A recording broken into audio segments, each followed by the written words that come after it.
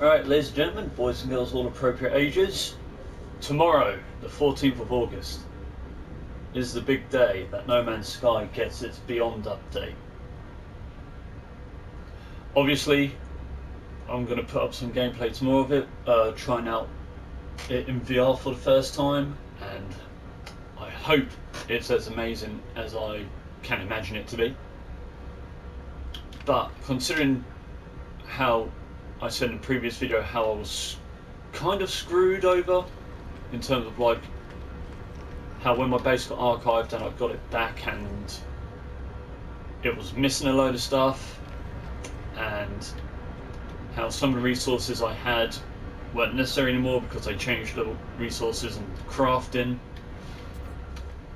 This is how I've prepared for it. I've already archived my base,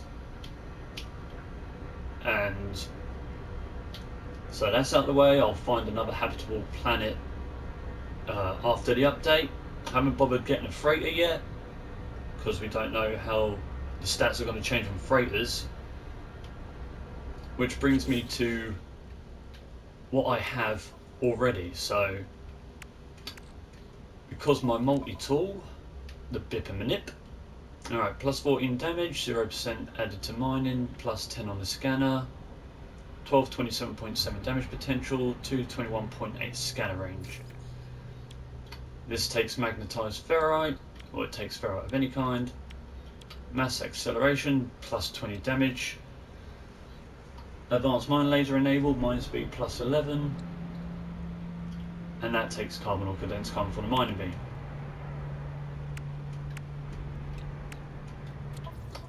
I actually went and found a starship, an A-class one. I'll settle for an S-class after the update if I ever find one. 29 slots and 4 technology slots. Got my teleport receiver, my economy scanner, and I've got non-linear optics, total cannon count 3, plus 40% shield strength with the Lorentz armor, S-class, C-class cadmium drive, gyroscopic casual causality isolator, stats, hyperdrive range 152 light years, warp cell efficiency plus 100. Because I did warp to another planet recently and it only took up 10% of my warp drive, of my hyperdrive. So obviously rocket launcher, B-class large rocket tubes with plus 20% heat recovery, plate of armor, plus 10% shield strength. Harmonic fuel pipes, plus 20 pulse drive power, plus 11% boost, plus 9% maneuverability.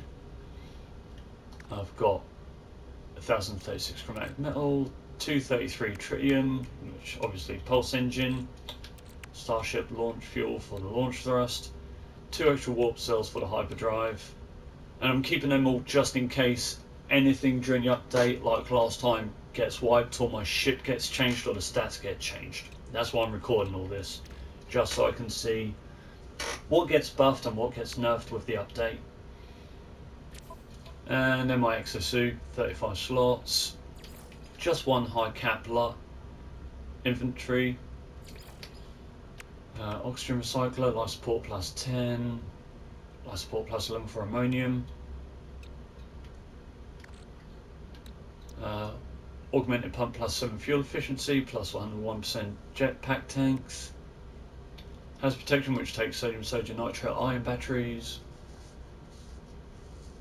negative energy heliostat, phosphorus or iron batteries, oxygen or life support, iron batteries, and I've got 2 iron battery less, oxygen, condensed carbon, sodium, metallized ferrite, carbon, paraffinium.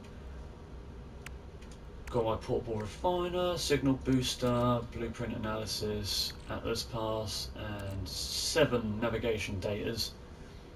And I'll stick with a steady 30 million units and 2700 nanite clusters. And I'm just going to have to look back on all this right before I start playing tomorrow, just to see what gets buffed and nerfed. And this is what I'm just preparing with. I'm just going to prepare with some of the essentials I would need right now but could change tomorrow.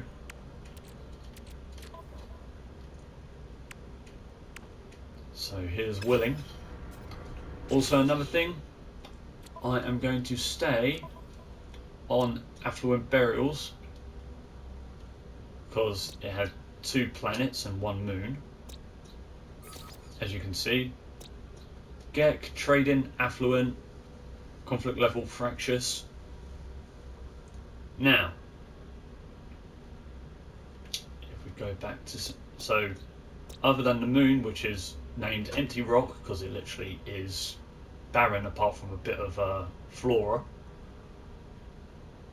Ancient Belt and Ancient Tox are both littered with ancient natural burial sites.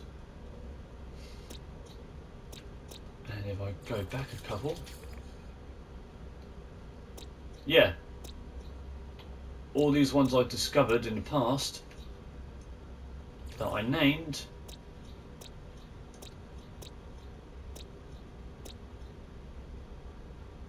have been changed name wise. I don't know why these are near me, so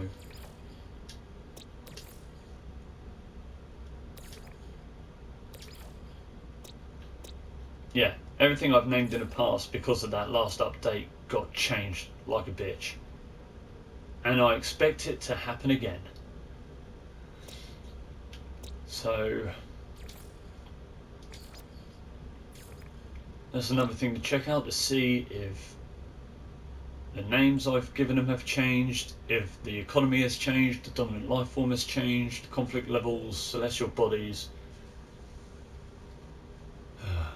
I may go back down and try and pick up a couple of rare relics or rare bones. I don't know, maybe. But yeah, that's all I'm doing in preparation for tomorrow. Prepare how you feel you should, because that's all I'm doing. And tomorrow I'll be trying it out first off in just single player. I'm not going to try with a multiplayer yet, which I actually look forward to, because that new Nexus hub, which used to be which at the moment is the Anomaly with Polo and Nada, that's the Nexus hub, which is kind of like a social hub, kind of like Destiny's Tower, or in Warframe you've got Cetus and you've got Fortuna, or you've got Maru's Bazaar. You know, you've got little posts there where you can communicate or trade. So it's going to be kind of like that now, and it's going to increase from, it's going to be like 16 to 32 multiplayer. So that's going to be interesting. I also look forward to riding animals. If some of the species I discovered are still going to exist after the update, it'll be interesting to try and ride those. But with that being said, I'm both looking forward to and fearing what tomorrow brings in terms of change. And with that being said, I shall see you all later.